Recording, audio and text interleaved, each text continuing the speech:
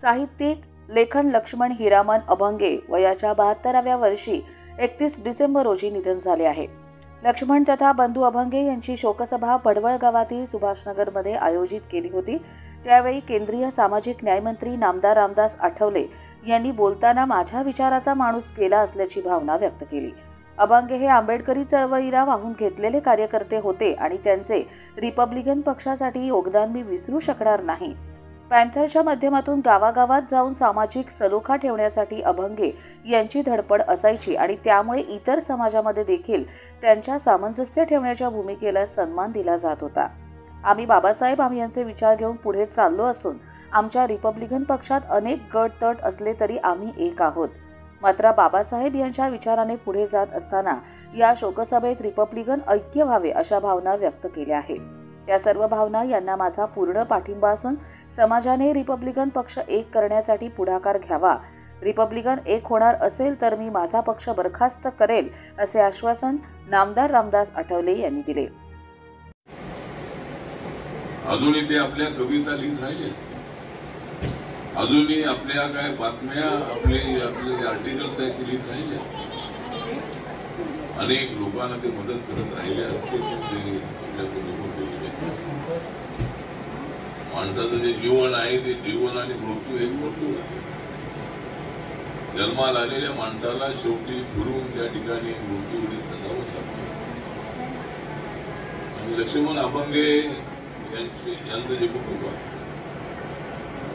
यांच्या कुटुंबावर तर दुःखाचा डोंगर कोसळलेला आहे। आंबेडकरी चळवळीमधल्या प्रत्येक कार्यकर्त्याच्या मनावर दुःखाचा सावट आहे। रिपब्लिकन पक्षाशी त्यांचा अत्यंत जवळचा संबंध होता। त्यानंतरच्या काळामध्ये तर सगळे नोकरीला असणारे अनेक कर्मचारी आपल्यासोबत होते। रेल्वेमध्ये काम करणारा प्रत्येक कर्मचारी पॅन्थरच्या चळवळीला पाठिंबा देतो। गावागावामध्ये होणारा दलितांवरचा जो अत्याचार आहे तो थांबवण्यासाठी धावत जाणाऱ्या पॅन्थर्सना पाठिंबा देणारी मोठी शक्ती आपल्या महाराष्ट्रात आणि देशात होती। पॅन्थर सारखा एक जबरदस्त अशा पद्धतीचा आगडो या महाराष्ट्रामध्ये दलित अत्याचाराच्या विरोधामध्ये उभा होता। रिपब्लिकन ऐक्याच्या वेळेला पॅन्थर बरखास्त करायला पाहिजे आणि रिपब्लिकन म्हणून आम्ही सगळेजण काम करतो। जरी आमच्यामध्ये गट तट असले बाबासाहेब आंबेडकरांच्या विचाराशी एकनिष्ठता ठेवणार आम्ही सगळे लोक आहोत। बाबासाहेब आंबेडकरांचा अपमान अजिबात सहन करणार नाही भूमिका घेणारे आम्ही लोक आहोत। पॉलिटिकल कुठे इकडे तिकडे आपले अलायन्स असतील पण बाबासाहेब आंबेडकरांच्या विचारसरणीची कसली तडजोड अजिबात नाही। बाबासाहेब आंबेडकरांचं संविधान आहे म्हणून हा देश आहे। या देशाचं संविधान बाबासाहेबांनी लिहिलं नसतं तर देशाचे तुकडे होऊ शकले असते। उद्या भारत आणि पाकिस्तान अशा पद्धतीची फाळणी झाली पण बाबासाहेबांनी असं संविधान बनवलेलं आहे की हा देश कोणाला सोडता येणार नाही। अखंड भारताची संकल्पना बाबासाहेबांनी मांडलेली आहे। वैचारिक मतभेद असले तरी आम्ही सगळे भारतीय आहोत आणि प्रत्येकाला न्याय देण्याची भूमिका आपल्या सगळ्यांची असली पाहिजे आणि हीच लक्ष्मण अभंगे यांची भूमिका होती। अनेक वेळेला त्यांचे मला फोन येत होते। त्यांच्या 3 मुली आहेत, त्यांचा मुलगा आहे आणि त्यांचं कुटुंब आहे। तर या कुटुंबाच्या दुःखामध्ये सामील होण्यासाठी आपण सगळेजण आमचे आयाबाई आहेत आणि कार्यकर्ते आहेत, मित्र आहेत, अनेक मान्यवर या ठिकाणी आलेले आहेत आणि लक्ष्मण अभंगे यांना आदरांजली अर्पण करण्यासाठी मला या ठिकाणी बोलबोल गावामध्ये यावं लागलं आणि त्याच्याबद्दल मला प्रचंड आदर होता।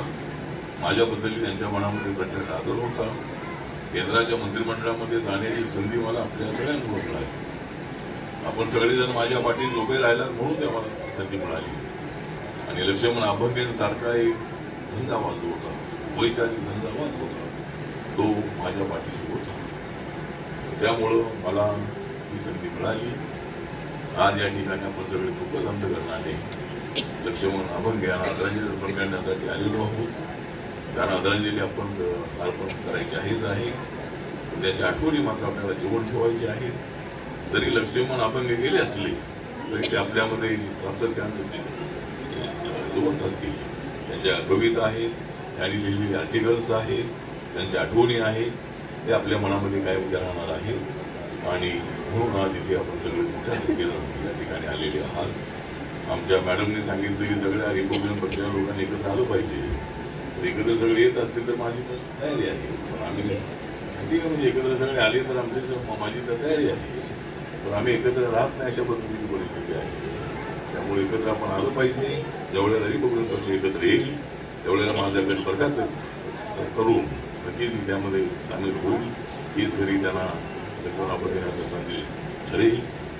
या शोकसभेचे अध्यक्ष म्हणून नागपूर येथील साहित्यिक मिलिंद धर्मा जाधव यांनी काम पाहिले, तर सूत्रसंचालन राहुल हांडोरे यांनी केले. सुरुवातीला बुद्धवंदना आणि विधी संजय शिंदे यांनी केले.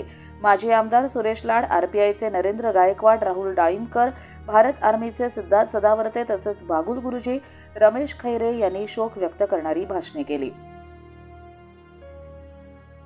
कर्जत लाईव्हसाठी महेश भगत, नेरळ.